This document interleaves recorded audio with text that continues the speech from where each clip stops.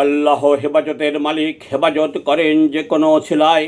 মুসলমানদের জানাই আসসালামু আলাইকুম। অন্য ধর্মবর্ণ সকলের প্রতি আন্তরিক শুভেচ্ছা অভিনন্দন।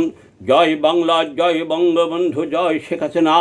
বাংলাদেশের এখন সবথেকে বড় সংগঠন আওয়ামী অবহেলিত কর্মী লীগের জয় হবে ইনশাআল্লাহ। সকল কর্মী লীগের সদস্যদের মুজিবে আদর্শের সেলুট জানায়। 24-এর চক্রান্তকারী সমন্বয়কদের মিথ্যা গুজব শুনে আবেগে আত্মহারা হয়ে যেসব সাধারণ ছাত্রছাত্রীর জনতা জুলাই আগস্টের আন্দোলন করেছিল, তারা এখন বিবেক দিয়ে দেখেছে তাদের ধোঁকা দিয়ে বোকা বানিয়েছে। অনেক সমন্বয়করা এখন অটেল টাকার মালিক হয়েছে। জিরো থেকে তারা হিরো হয়েছে। ইনশাআল্লাহ ছাত্র জনতায় তাদের আবার টেনে হেসড়ে নামাবে।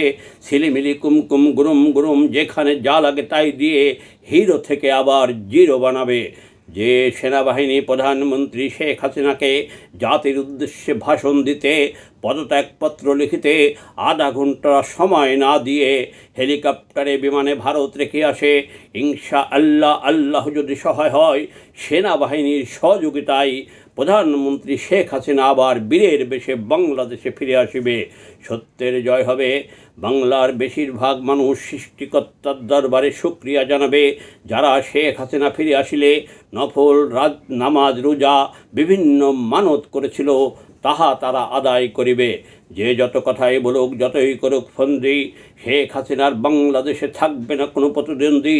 যতই করুক ছলনা, বাংলাদেশের উন্নয়নে শেখ হাসিনার নাই কোনো তুলনা।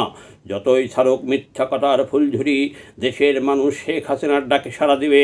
বাংলার প্রথম হাতিয়ার এই বাস লগি বৈঠা হাতে করে রাজপথে নামিবে ইনশাআল্লাহ।